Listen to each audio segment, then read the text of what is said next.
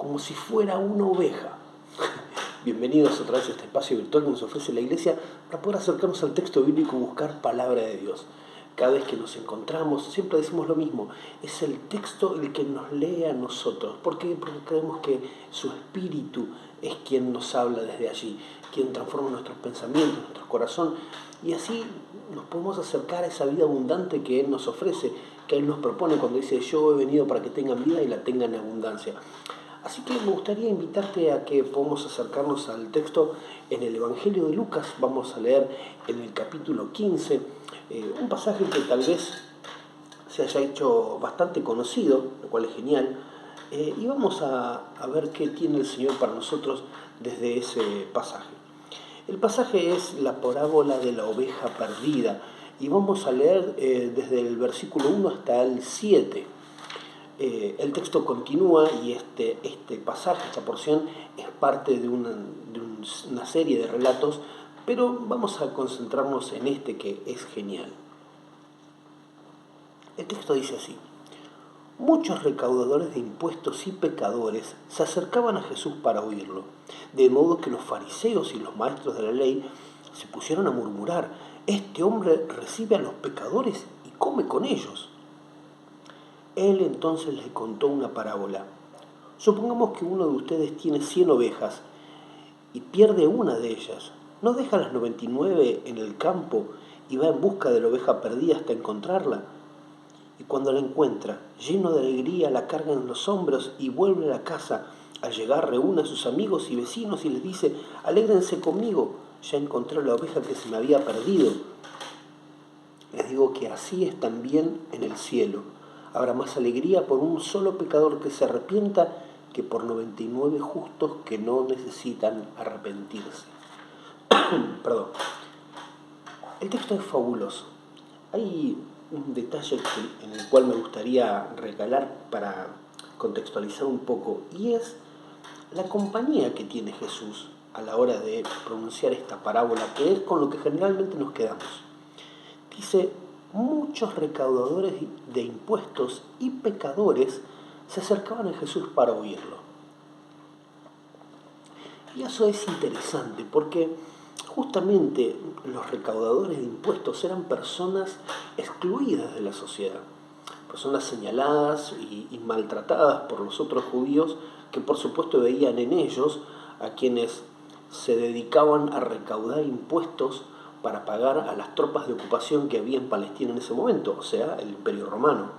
Con lo cual, generalmente estas personas que recaudaban impuestos no solamente tenían la tarea poco graciosa o poco amable de tomar los impuestos con que oprimían al pueblo para entregarlos a los romanos, sino que también habitualmente eran personas que utilizaban esta cuestión de recaudar dinero como un modo también de generar préstamos y usura, con lo cual era doblemente menospreciada esta gente y agredida.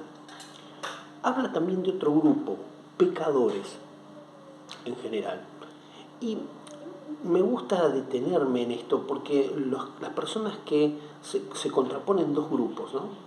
Este grupo de pecadores y recaudador de impuestos, con otro grupo que son los fariseos y los maestros de la ley.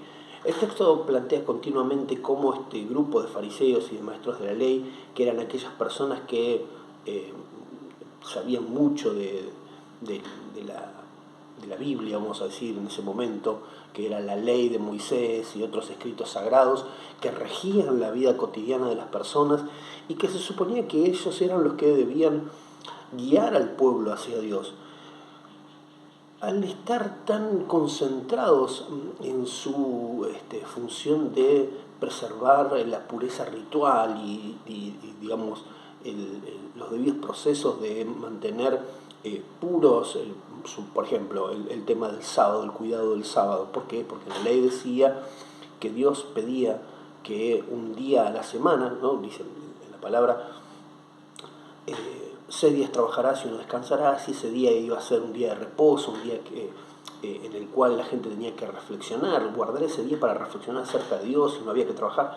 Este grupo había legislado inclusive hasta el detalle más pequeño de qué se podía y qué no se podía hacer, y romper una de esos preceptos constituía una falta gravísima, y entonces estas personas eran señaladas y excluidas. Esto era un poco lo que sucedía con este grupo de fariseos y maestros de la ley. Pero Jesús contrapone esta postura que ellos tienen con esta otra idea de acercarse a aquellos que lo necesitan. Un poco más atrás, en el mismo Evangelio de Lucas, en el capítulo 4, podemos ver cómo a partir del versículo 14 cuenta una historia en la que Jesús vuelve a Nazaret, su ciudad natal, y ahí en la sinagoga le entregan los rollos para que él lea, y él lee en el profeta Isaías, encuentra el lugar donde está escrito y dice, él lee: el Espíritu del Señor está sobre mí, porque me ha ungido para anunciar buenas nuevas a los pobres. Por favor, quédate con esa palabra, pobres. Me ha enviado para proclamar libertad a los presos y dar vista a los ciegos, para poner en libertad a los oprimidos, para proclamar el año del favor del Señor. Esta palabra que se usa aquí, pobres, no solo, vuelvo a recalcar, no solo habla de personas pobres económicamente hablando, sino habla de aquellos excluidos, aquellas personas que son menospreciadas, no solamente pobres económicamente hablando, pecadores de cualquier tipo, aquellas personas extranjeras que eran menospreciadas porque los gentiles eran tomados de ese modo. Gentiles se los llama en este contexto a aquellas personas que no eran judías de nacimiento. Todo ese grupo, ese colectivo que se construye de personas pobres como excluidos de algún tipo, de algún modo, son este grupo al cual Jesús se acerca y con quien no tiene temor de ser visto, y a quienes enseña y a quienes guía de camino nuevamente a Dios. La contraposición queda clara, ¿no? Tenemos un grupo de pecadores, pobres, excluidos, y otro grupo de estas personas que cuidaban la pureza ritual y se mantenían muy celosos de todas estas minucias, ¿sí?, de legislar alrededor de todo esto. Entonces, en ese contexto se lee esta parábola de una oveja que se pierde y un pastor, ¿sí?, porque esa es la palabra adecuada para aquel que se dedica a cuidar ovejas, que decide dejar las 99 que estaban a salvo e ir en busca de esa que se había perdido. Por eso la parábola se conoce como la parábola de la oveja perdida. Y al encontrarla, el pastor se alegra muchísimo y la toma, vuelve al rebaño, al redil, la deja y se alegra con sus amigos porque ha encontrado nuevamente esta oveja que se le había perdido. Y muestra claramente que esa oveja era muy valiosa para él. Por más que él tenía otras 99, esa que se había perdido era muy valiosa. Con lo cual hay un punto ahí muy fuerte en el cual Dios decide ir en busca de cada uno de nosotros, en tanto ovejas perdidas, en tanto miembros de ese grupo de pobres, de excluidos, de algún modo. Y no quiero plantearlo desde el punto de vista de decir, bueno, pero yo no estoy en una mala posición económica, no me siento excluido por nadie, pero sí participamos de este grupo de personas que están lejos de Dios tal vez. Y desde ese lugar me permito reflexionar y decir, bueno, cuando te das cuenta de que estás lejos de Dios, cuando te sentís en esa lejanía, ¿sí?, es cuando esta palabra cobra otro sentido.